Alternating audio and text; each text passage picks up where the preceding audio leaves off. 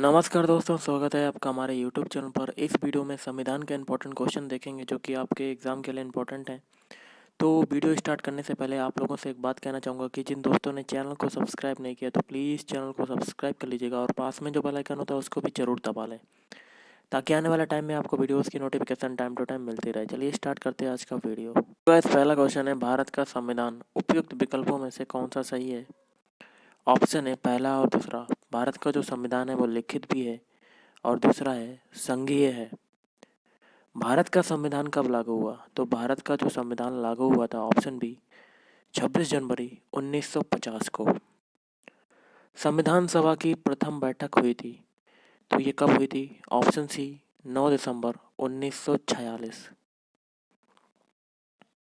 और संविधान सभा के स्थायी अध्यक्ष कौन थे? तो संविधान सभा के स्थायी अध्यक्ष थे, option B, doctor Rajendra Prasad. निम्नलिखित में से कौन भारतीय संविधान की प्रारूप समिति ड्राफ्टिंग कमेटी के अध्यक्ष थे? Option D, doctor B R Ambedkar. संविधान की रूपरेखा किसने बनाई? तो संविधान की रूपरेखा बनवाई, option C, doctor Bhimrao Ambedkar. भारतीय संविधान के प्रारूप निर्माण में किसका प्रभाव सर्वाधिक था? ऑप्शन सी, भारत सरकार अधिनियम 1935 का। और निम्न देशों में से किससे भारतीय संविधान में मौलिक कर्तव्य लिए गए हैं? ऑप्शन सी, पूर्ववर्ती सोवियत संघ। भारत के संविधान में कुल कितने भाग हैं? ऑप्शन डी, टोटल 22 भाग हैं। भारत है एक तो क्या है? ऑप्शन सी, धर्मनिरपेक्ष राष्ट्र। अगला है, भारत सरकार का रूप है, तो भारत सरकार का रूप कैसा है? ऑप्शन सी, संसदीय है। भारतीय संविधान का अनुच्छेद या आर्टिकल 1 भारत का क्या घोषित करता है? ऑप्शन सी, एक राज्य संघ घोषित करता है। भारतीय संविधान में भारत को कहा गया है? ऑप्शन डी, राज्यों का संघ कहा गया है। भारत एक गणतंत्र है, इसका अर्थ क्या होता है? तो इसका अर्थ होता है, ऑप्शन ए, सभी मामलों में अंतिम जो अधिकार है वो जनता के पास हो।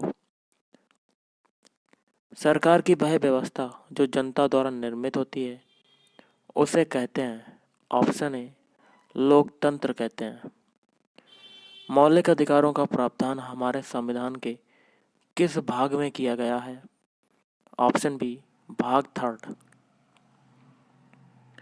और संविधान का 17वां अनुच्छेद, तो ऑप्शन सी, अस्पृश्यता का उन्मूलन करता है। अनुच्छेद 20 के अंतर्गत प्रत्येक व्यक्ति को किस प्रकार का विधिक संरक्षण प्राप्त है? ऑप्शन ए, दोहरे दंड से संरक्षण। भारतीय संविधान के किस अनुच्छेद के तहत जीवन रक्षा तथा व्यक्तिगत स्वतंत्रता का प्रावधान है? ऑप्शन बी, अनुच्छेद 21। भारतीय संविधान के किस अनुच्छेद के अनुसार 14 वर्ष से कम आयु का बच्चा किसी कारखाना या खान या किसी अन्य परिसंकट में नियोजन हेतु नियोजन नहीं किया जाएगा? ऑप्शन ए, अनुच्छेद 24। धर्म की स्वतंत्रता का अधिकार किस अधिनियम में है? ऑप्शन ए, अनुच्छेद 25 से 28। किसी मौलिक अधिकार का उल्लंघन होने पर कोई भी नागरिक किस अधिकार के माध्यम से अदालत में जा सकता है? ऑप्शन सी, संवैधानिक उपचार का अधिकार। ऑप्शन है, धर्मनिरपेक्षता का अर्थ है, तो ऑप्शन सी, राज्य सरकार द्वारा किसी भी धर्म को स्वीकार नहीं करना, ये कहलाता है धर्मनिरपेक्षता। निम्नलिखित रिट में किसका शाब्दिक अर्थ यह है, सशरीर प्रस्तुत करो? ऑप्शन ए, बंदी प्रत्यक्षीकरण। अगला है, मौलिक अधिकारों की रक्षा के लिए न्यायालय आदेश या लेख रिट जारी करते हैं, इनमें से कौन सा रिट नहीं है? ऑप्शन डी, पांडुलिपि।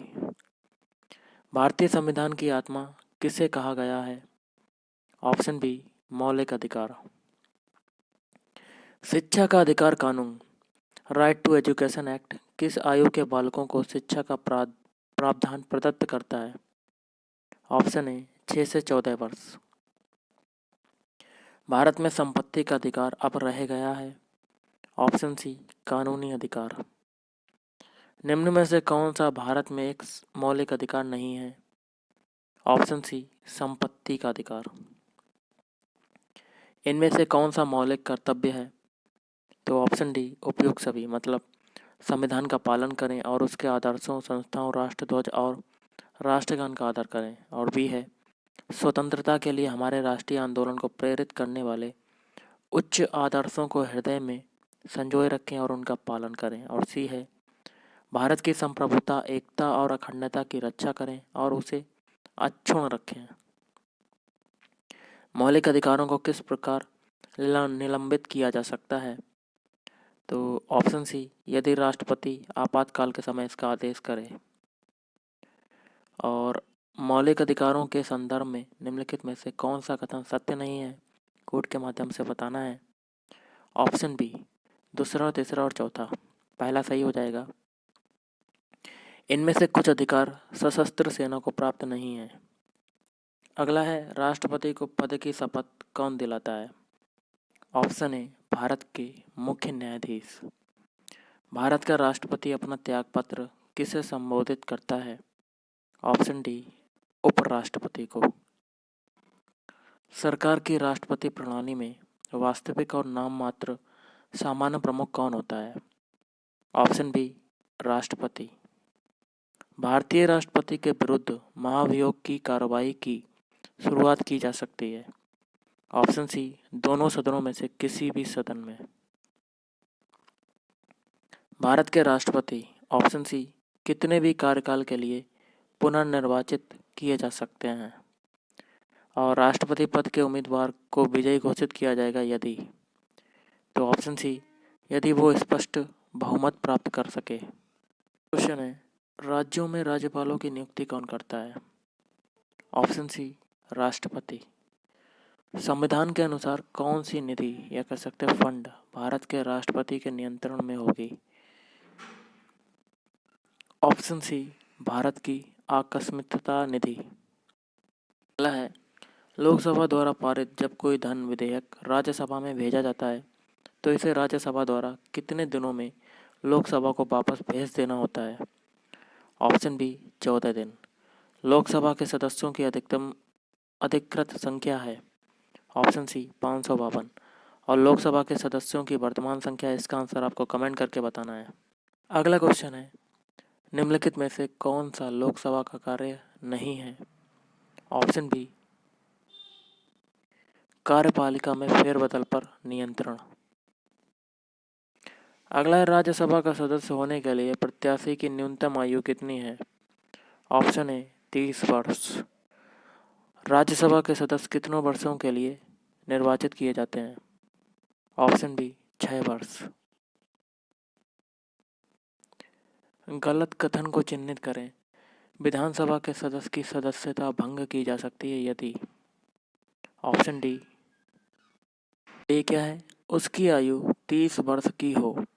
और राज्यसभा के सदस्यों का चुनाव कौन करता है? ऑप्शन सी, राज्यों के विधानसभाओं के सदस्य। संसद का ऊपरी सदन है, तो ऑप्शन डी, राज्यसभा। प्रति 2 वर्ष पर कितने राज्यसभा सदस्य सेवानिवृत्त होते हैं? ऑप्शन है 1/3। तो गाइस, आज के इस वीडियो में इतना ही। थैंक यू, धन्यवाद, आपका दिन शुभ रहे।